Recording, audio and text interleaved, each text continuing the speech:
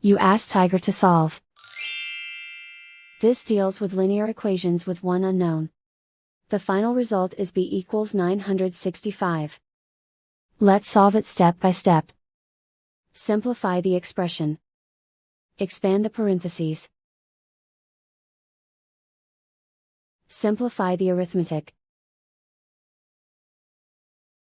Swap sides.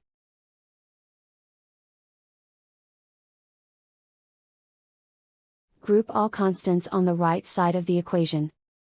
Add 12,880 to both sides. Simplify the arithmetic.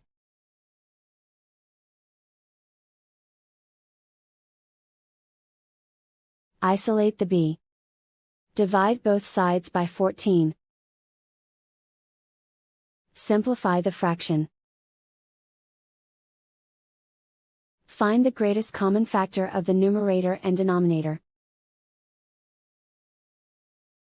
Factor out and cancel the greatest common factor.